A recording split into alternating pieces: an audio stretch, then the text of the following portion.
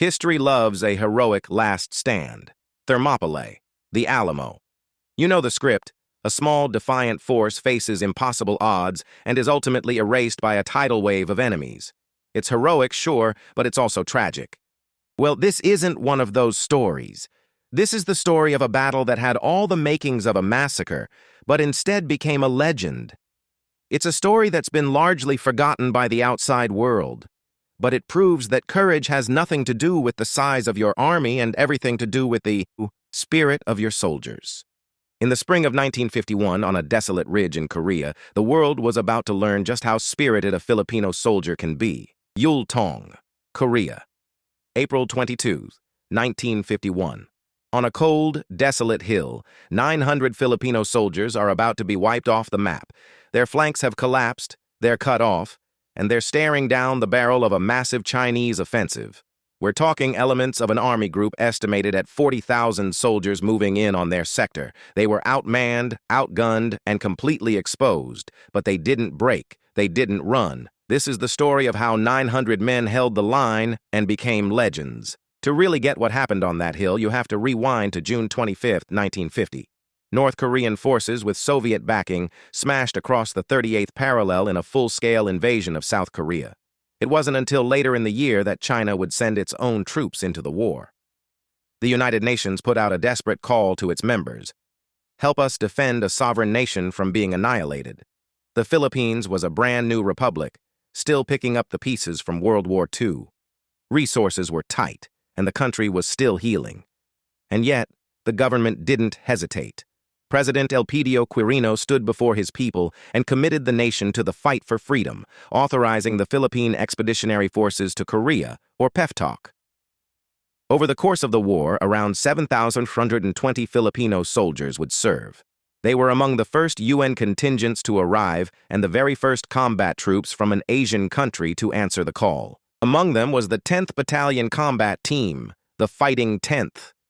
Initially, the Philippine Army's only armored battalion, they were a tough mix of WW2 veterans, former guerrilla fighters, and fresh recruits. The country sent them off like heroes, with 60,000 people packing a stadium in Manila to see them off. They landed in Busan on September 19, 1950, ready for whatever came next. By the spring of 1951, the war had been raging for nearly a year. The 10th BCT had already proven itself in combat, winning the first victory for PEFTOK on foreign soil at the Battle of Yultong. But months of fighting and a brutal Korean winter had taken a toll. Combat and attrition had whittled the battalion down to just 900 fighting men. In April, they were attached to the U.S. 65th Infantry Regiment, part of the U.S. 3rd Infantry Division, and tasked with holding a critical section of the UN line north of Yoncheon along the Imjin River. Their key defensive point was a feature known as Hill 180, but a storm was gathering.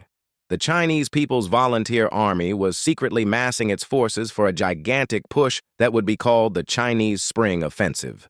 The goal? To shatter the UN line and drive them into the sea. An estimated 40,000 soldiers of the Chinese 44th Division and other elements were moving toward the Filipino sector. On the night of April 22nd, that storm broke. A deafening artillery barrage slammed into the Allied positions. Under the cover of darkness, waves of Chinese soldiers swarmed forward. The fighting was savage. Allied units on the Filipino flanks, including the Turkish brigade, were overwhelmed and forced to pull back to avoid being completely cut off. Suddenly, the 900 men of the 10th BCT found themselves dangerously exposed. With their communication lines cut and their flanks wide open, they were an island of resistance in the path of a massive offensive. The Battle of Yultong had just begun. With the Allied flanks gone, the full weight of the Chinese attack fell on the 10th BCT. The first to feel it was Baker Company, led by Lieutenant Jose Arteaga Jr., desperately holding the high ground. The enemy came in human waves, their bugles blaring through the dark, a sound meant to shatter a soldier's morale. The Filipinos held. The fight devolved into a chaotic, close-quarters slugfest. Companies were scattered, fighting in isolated pockets with no contact. The situation was so desperate that everyone became a rifleman. Drivers, clerks, medics, even the chaplain grabbed a weapon and joined the defensive line. They knew there was no retreat to run was to be slaughtered. Surrender wasn't in the vocabulary. The only way out was through. As the enemy pushed deeper, they reached the Heavy Weapons Company, commanded by Captain Conrado Yap. Yap was a hardened veteran of World War II and a survivor of the Bataan D March, a man who knew a thing or two about fighting against the odds. He moved fearlessly among his men, rallying them as they faced the onslaught. Then a crackle of static brought the worst possible news. A platoon holding a key position had been overrun. Lieutenant Artiaga was among the dead. The battalion commander, Colonel Dionisio Ojeda, faced a terrible choice. With his forces battered and at risk of being completely encircled, he gave the order to withdraw. Every unit complied, except for one. Captain Conrado Yap refused the order. Looking at the hill where his comrades lay, he made a decision that would cement his legend. He would not leave his men, not the living and not the dead. He gathered the exhausted survivors of his company and announced a counterattack. It was a mission that bordered on suicidal. A handful of men charging back into the teeth of an enemy force that vastly outnumbered them. Leading from the front, Yap and his men stormed back up the slopes of Hill 180. According to some veteran accounts, Yap himself jumped on a tank and manned its .50 caliber machine gun, laying down cover fire for his advancing soldiers. They slammed into the Chinese lines with a ferocity that seemed to stun the attackers. The sheer, breathtaking audacity of it, a tiny force attacking an army, momentarily broke the enemy's momentum. Against all odds, they did it. They retook the lost ground and rescued the trapped survivors.